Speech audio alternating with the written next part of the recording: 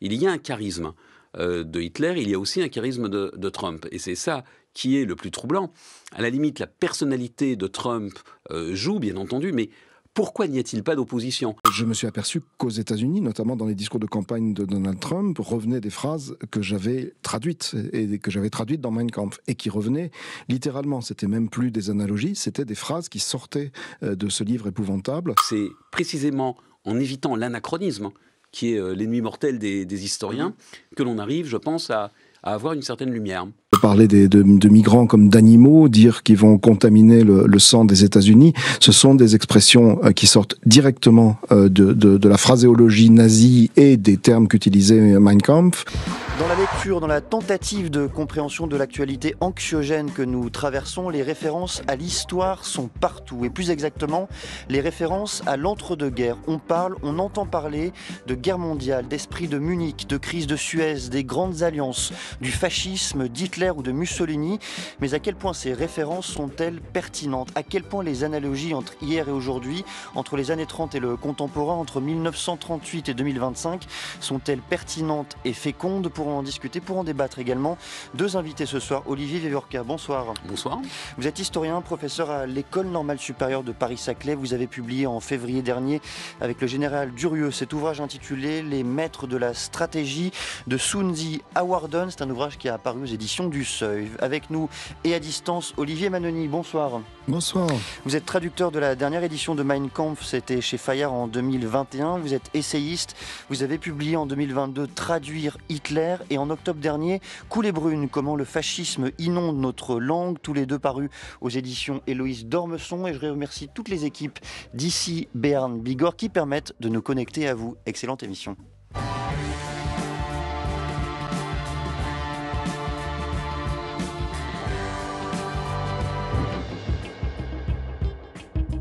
J'aime l'histoire, je réfléchis toujours en essayant de trouver des références historiques parce que c'est quand même extrêmement précieux. En même temps, je sais qu'il ne faut jamais être prisonnier des références historiques.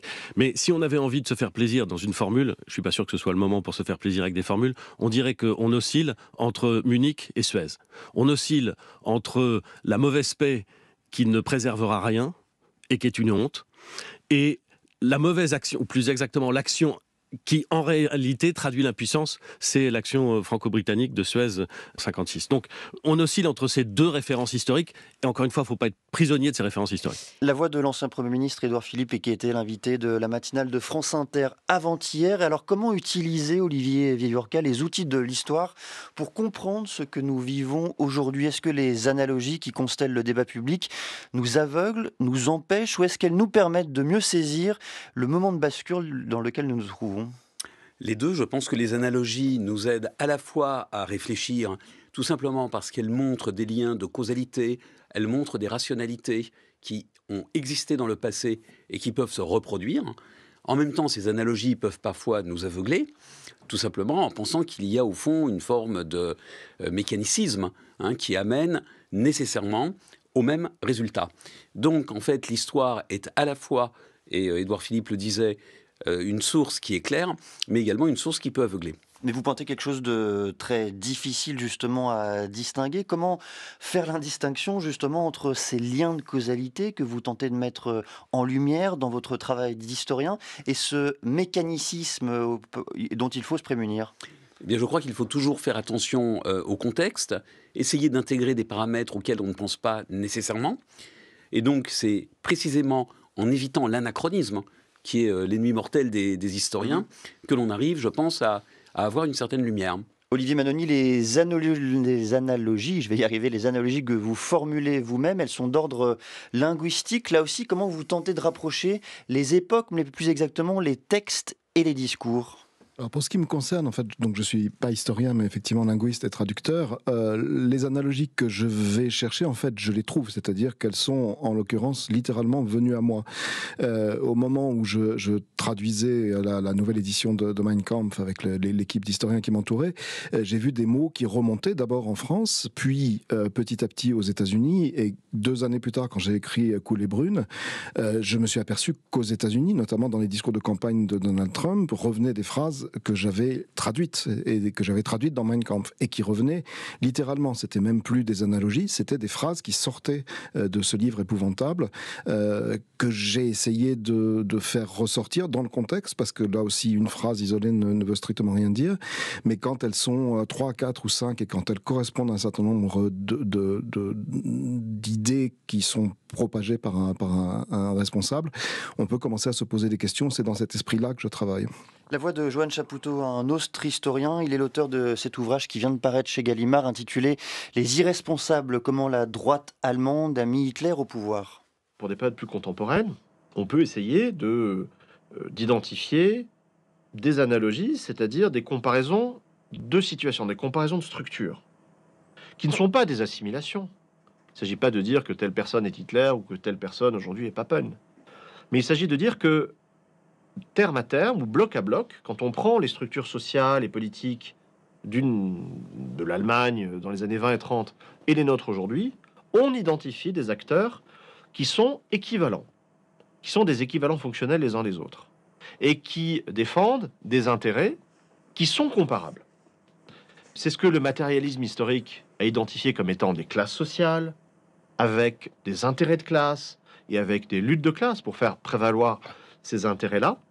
Et il me semble que ce que nous pouvons vivre dans l'ultra-contemporain depuis une décennie ou plus en France, par exemple, et ce qu'il se produit en Allemagne à la fin des années 20, au début des années 30, est de fait analogue. Il y a une correspondance, parce qu'il y a des acteurs sociaux qui défendent mordicus leurs intérêts propres, égoïstes, patrimoniaux, de classe, fiscaux, sociaux, au détriment de tout bien commun, qui est ignoré, de tout intérêt général, qui n'est jamais pensé, et au prix d'un usage totalement instrumental de la Constitution et des institutions. Vous êtes d'accord, Olivier Vivorca, avec ce que dit Johann Chapoutot à l'instant? Dans le fond, ce qui compte lorsqu'on fait des analogies en histoire, c'est d'identifier les continuités dans les structures sociales. C'est d'abord et avant tout cela qui compte, bien plus que les notions, les dates, les événements? Oui, bien évidemment, cela a son importance, mais il n'y a pas que les structures sociales. Il y a aussi les phénomènes culturels, il y a aussi les émotions. Tous ces éléments jouent un rôle extrêmement important. Par ailleurs, dans l'arrivée d'Adolf Hitler au pouvoir, il y a une très grande responsabilité de la droite, et Johann Chapoutot a raison de le dire, mais il y a aussi une très grande responsabilité de la gauche. On voit très bien que pour Moscou et pour les communistes, l'Allemagne était en crise, et de cette crise allait naître la révolution. Il y a donc eu aussi une spéculation de la part de la gauche sur, au fond, l'effondrement d'un régime dont on souhaitait le dépassement. Olivier Manoni, si je vais droit au but, est-ce que Donald Trump a quelque chose d'Hitler en lui, hein? C'est ce que vous tentez de décrire, de raconter dans Coulée brune, notamment en comparant des discours, en comparant des textes, en comparant des mots que l'un et l'autre emploient. Alors à quelle conclusion êtes-vous arrivé dans ce domaine ? Quelque chose d'Hitler, je ne sais pas, j'irai pas jusque-là, c'est beaucoup plus complexe que ça. Ce que je sais, c'est que dans son langage, s'est imposé au fil du temps une terminologie qui est directement celle de l'extrême droite fascisante et depuis peu de temps, enfin depuis quelques mois, une terminologie qui vient directement du nazisme, hein, que j'en donne des exemples dans mon livre, parler de migrants comme d'animaux, dire qu'ils vont contaminer le sang des États-Unis. Ce sont des expressions qui sortent directement de la phraséologie nazie et des termes qu'utilisait Mein Kampf. La question que je me suis posée après, et que je me pose toujours aujourd'hui, c'est dans quel but il fait ça, et surtout qui l'incite à le faire, parce que je doute très fortement que Donald Trump ait lu Mein Kampf ou autre chose d'ailleurs, bref. 2, qu'est-ce que ça veut dire concrètement? Et quand on aligne ces citations avec les actes qu'il a accompli ou qu'il veut accomplir, on arrive à un tableau quand même très très inquiétant. Moi au début, il y a 6 mois, quand mon livre est sorti, les gens me disaient mais vous dites n'importe quoi, il n'est pas prêt d'envahir la Pologne. Aujourd'hui, il est quand même prêt d'envahir le Panama, le Groenland et le Canada. C'est quand même voilà des éléments avec ce langage-là derrière qui peuvent poser de très très sérieuses questions sur ses intentions. C'est quelqu'un qui en général exprime ce qu'il veut faire. La présence de ces traces très nombreuses maintenant de langage fasciste ou nazi dans son discours et les actes qui suivent sont pour moi très très inquiétants. Olivier Viorca, l'historien de la Seconde Guerre mondiale que vous êtes, que pense-t-il justement de cette analogie entre Donald Trump et Adolf Hitler?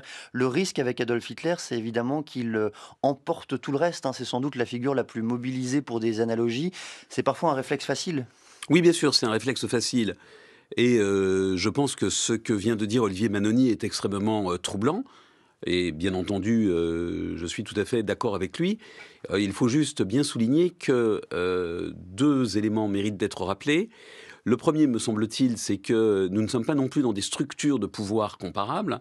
C'est-à-dire qu'Adolf Hitler s'appuyait aussi sur un parti unique qui avait un rôle, les SA, les SS, etc., etc.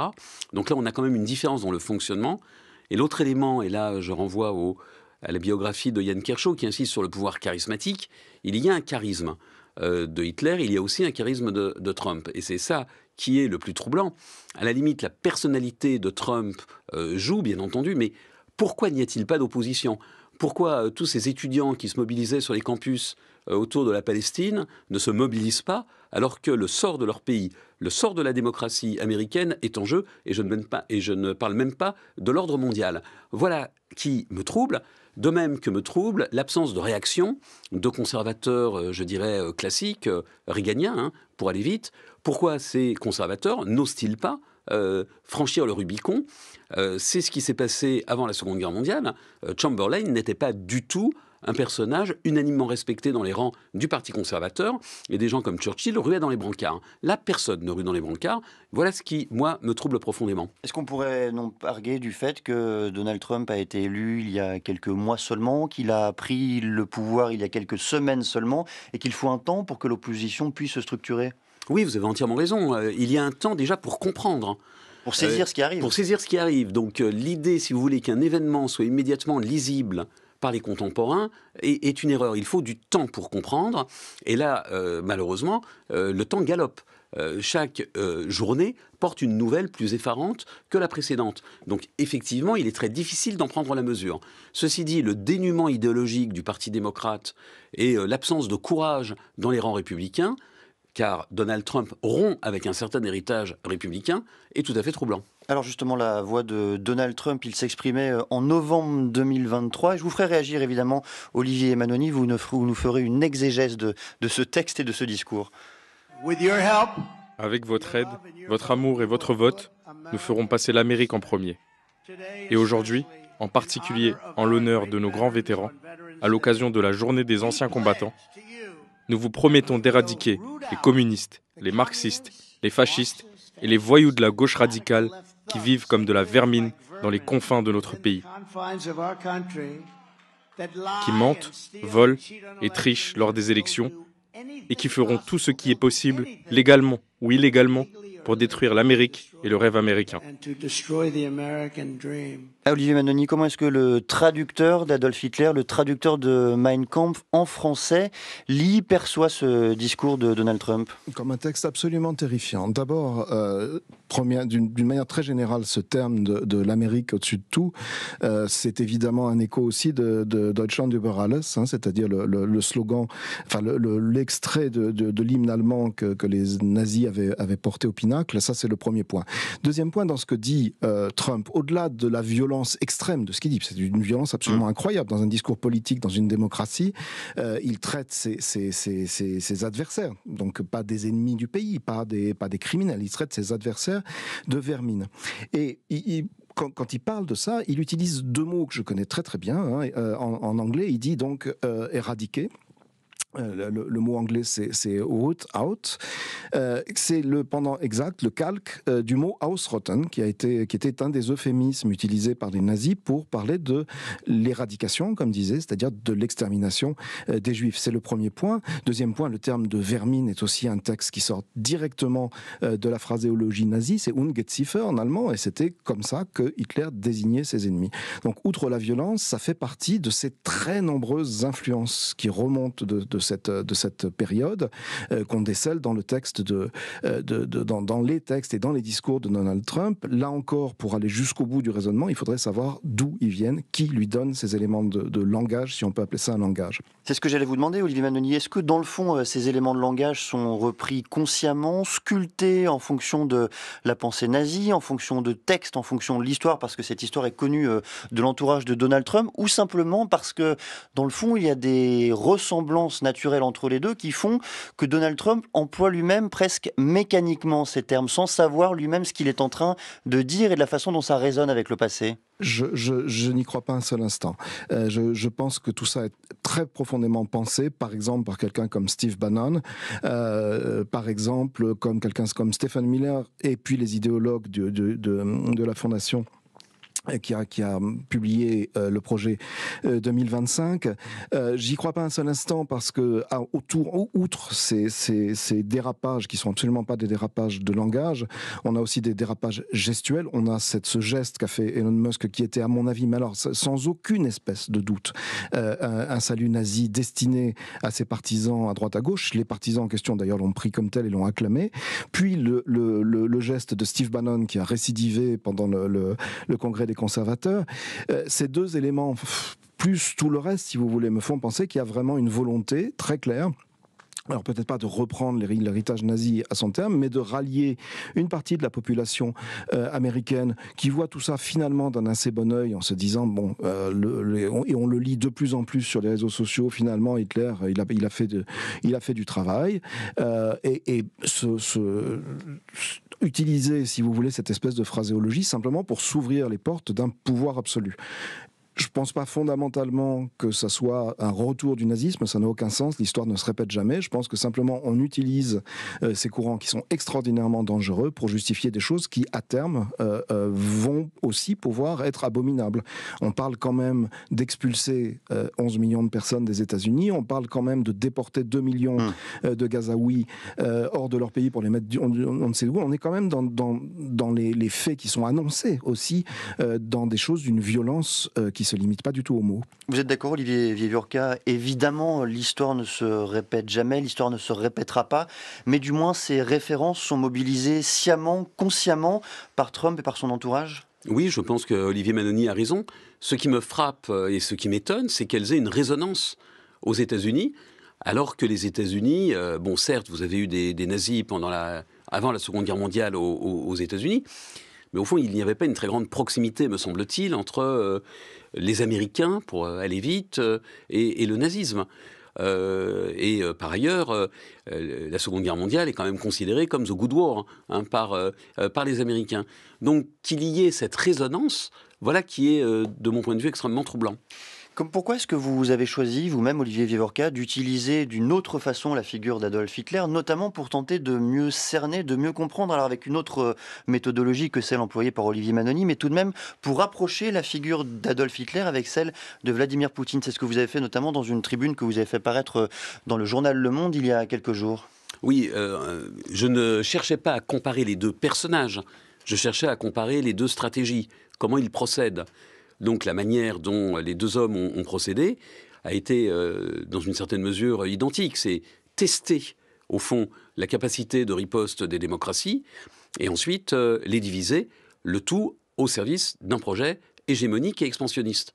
Et c'est aussi ce qui est très frappant de la part de la Russie aujourd'hui, c'est cette volonté d'expansion, c'est cette volonté d'hégémonie qui, au fond, jusqu'à la chute du mur de Berlin, se cantonnait, au fond, au maintien de la sphère d'influence qu'au fond les Américains avaient reconnue au lendemain de la Seconde Guerre mondiale, mais qui aujourd'hui, précisément, est beaucoup plus dangereuse parce qu'elle frappe des États souverains qui étaient sortis de cette orbite soviétique. Olivier Manoni, le travail que vous avez mené avec Donald Trump, vous auriez pu l'effectuer au sujet des discours, des textes signés de la main de Vladimir Poutine ?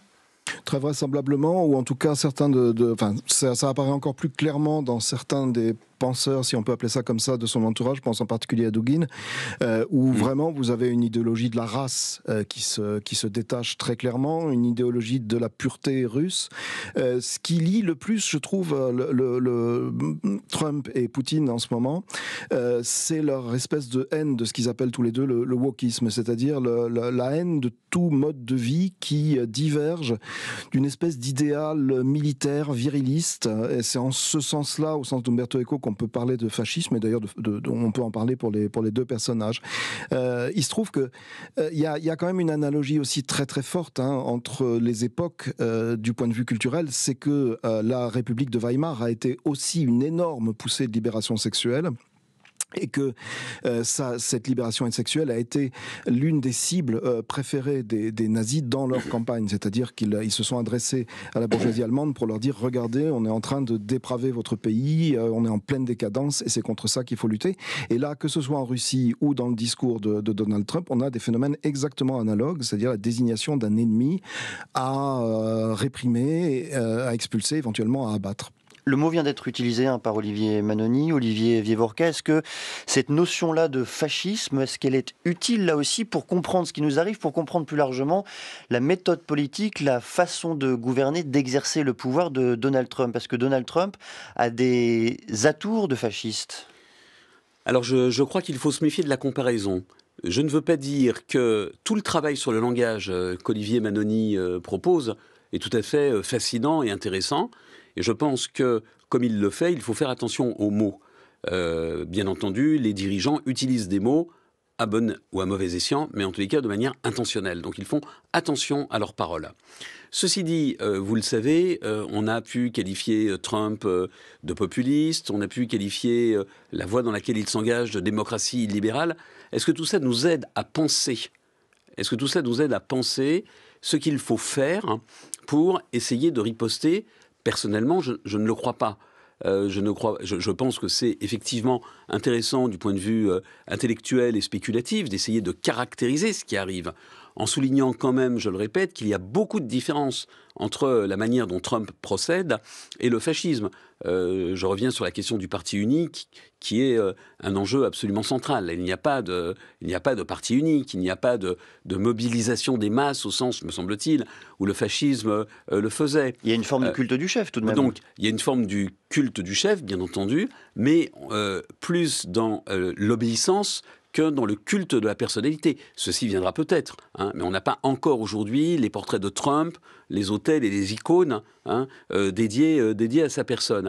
Donc de ce point de vue, je pense qu'il faut effectivement, Olivier Manoni le rappelle, bien faire attention au langage, parce que le langage n'est pas neutre, et de ce point de vue-là, les ressemblances qu'il note, les ressemblances qu'il pointe sont tout à fait éloquentes, mais je ne crois pas, si vous voulez, que caractériser Trump de fasciste, ou de populiste, ou de national-populiste, ou de démocrate illibéral, nous aide véritablement à prendre la mesure de ce qui est en train de nous arriver.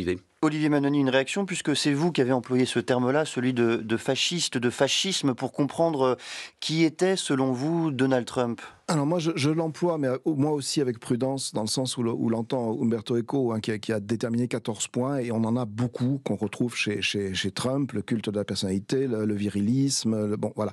Après, moi, ce qui me frappe le plus, si vous voulez, chez Trump, c'est cette volonté de créer ce que les Allemands appelaient une Volksgemeinschaft, c'est-à-dire une citoyenneté réduite, en privant petit à petit des gens de son pays d'un certain nombre de droits. Ça a été le même phénomène. Ça n'aide pas, Olivier Vievorka a tout à fait raison, ça n'aide pas à résoudre le problème, mais pour essayer de résoudre le problème, et de toute façon c'est pas nous qui allons le faire depuis la France, il faut aussi essayer de comprendre ce qui se passe.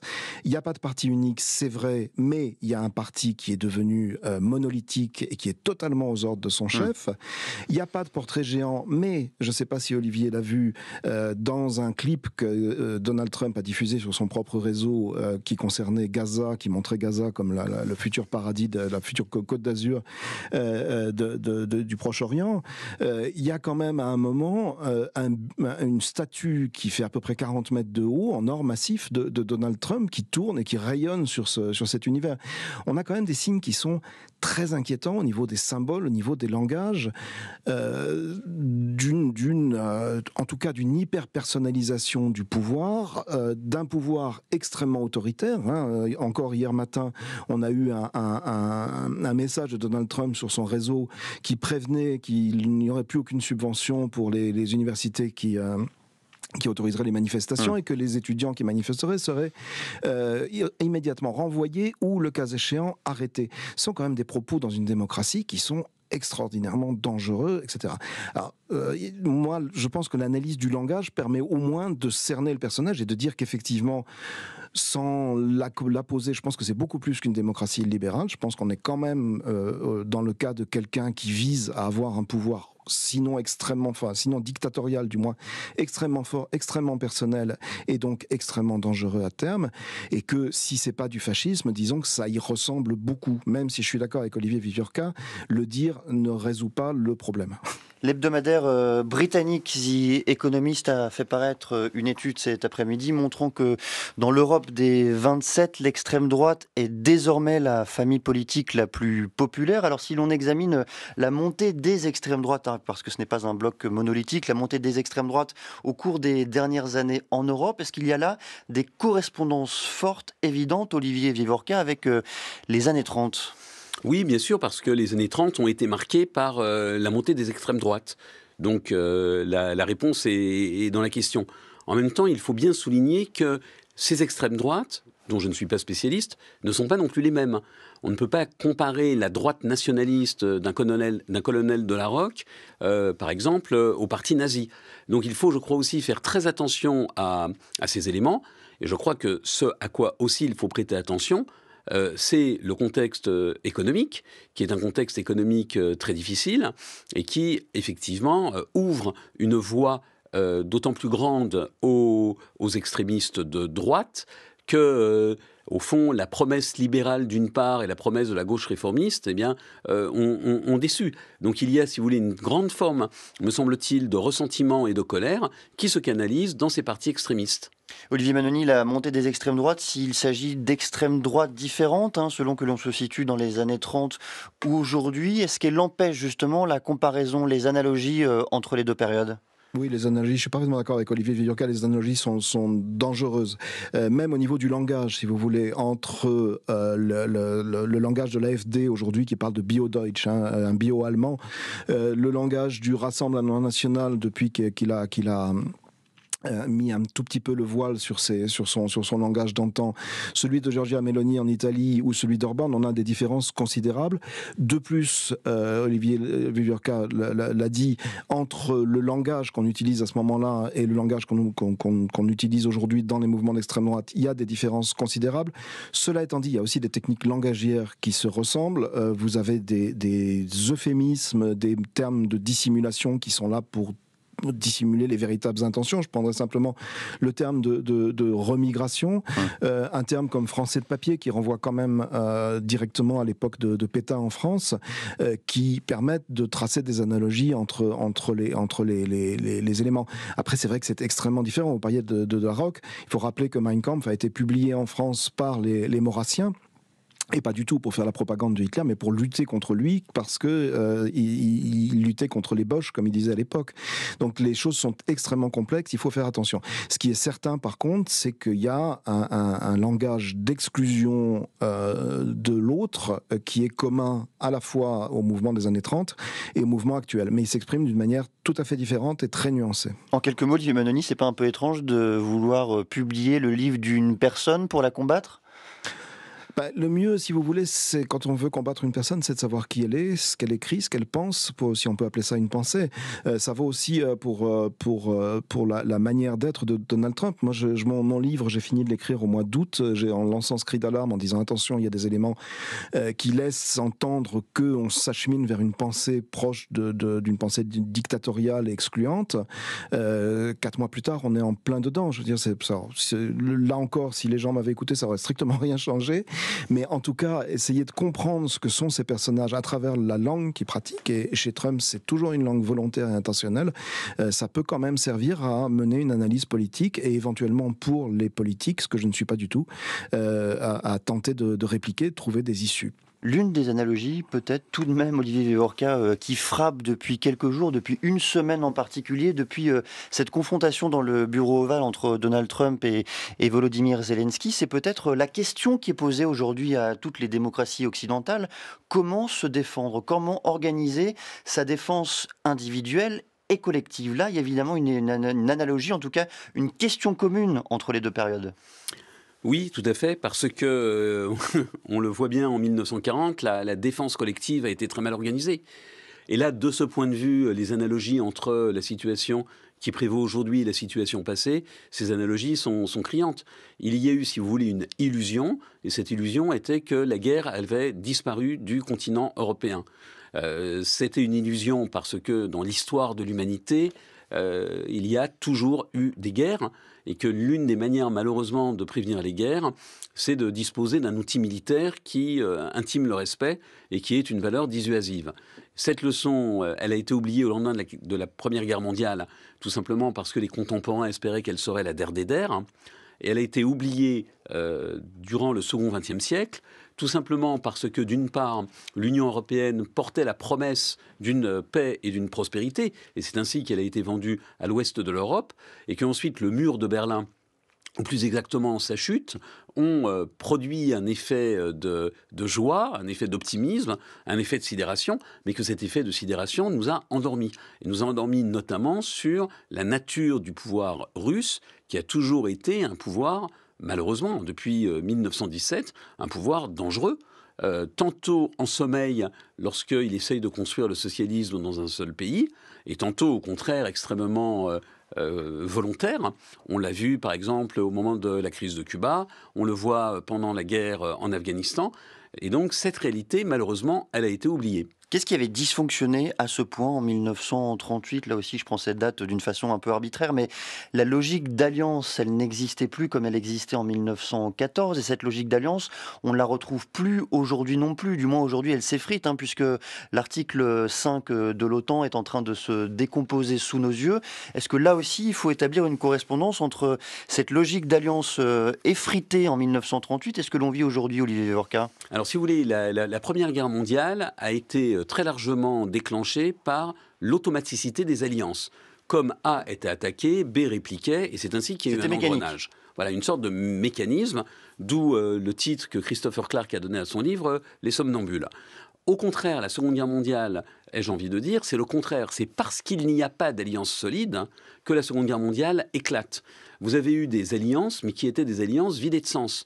Par exemple, vous avez eu un pacte entre la France et l'Allemagne en 1935, mais qui ne comportait pas de clause militaire. Et au fond, les diplomates du Quai d'Orsay ont été très forts pour à la fois souscrire tout un ensemble d'alliances avec des pays, mais en les vidant de leur sens et de leurs contraintes. Et c'est pour cette raison que Hitler, bien entendu, a pu profiter de cette faiblesse. Aujourd'hui, que voit-on? Eh bien, on voit effectivement que ces alliances se sont déliées. Ce nonobstant, je voudrais quand même insister sur un point. L'article 5 de l'OTAN, sur lequel vous insistez à juste titre, ne prévoit en aucune façon que la riposte armée soit automatique. C'est une possibilité qui est laissée aux États membres. Ce n'est ni une obligation, ce n'est pas une obligation, ce n'est pas une contrainte. Ce qui m'amène aussi à réfléchir sur une forme d'illusion.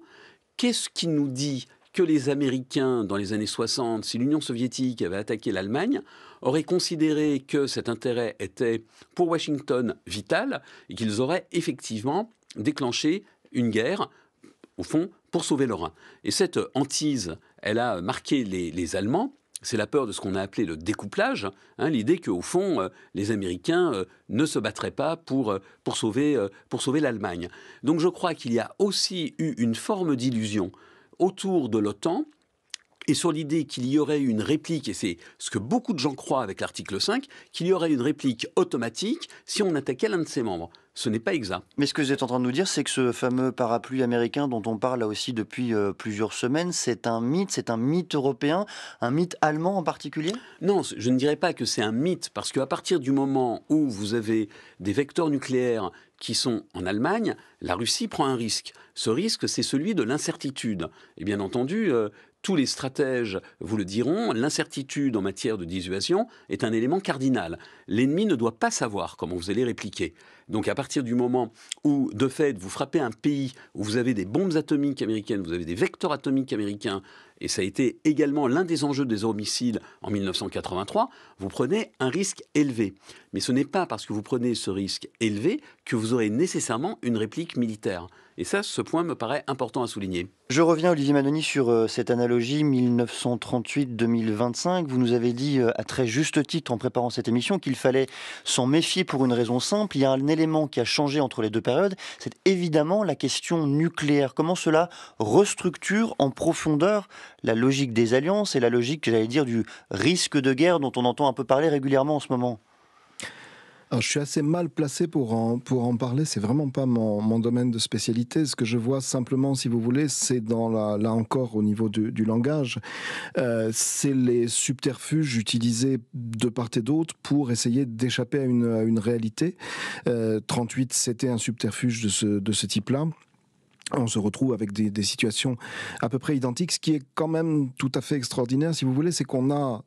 Hitler avait quand même une particularité, c'est qu'il prévenait juste avant. Donc il a prévenu juste avant pour ce qui concernait la Tchéquie, il a prévenu le jour même pour ce qui concernait la Pologne, et ensuite il jugeait bon quand il s'apprêtait quand il voulait terroriser un pays, de lui montrer les images de ses invasions précédentes. On a l'impression que Trump tente le même coup, c'est-à-dire qu'il brandit des menaces en espérant qu'elles vont suffire, par exemple pour négocier des accords sur les terres rares avec l'Ukraine ou la Russie, et pour négocier des accords sur les ressources minières et autres avec le Groenland.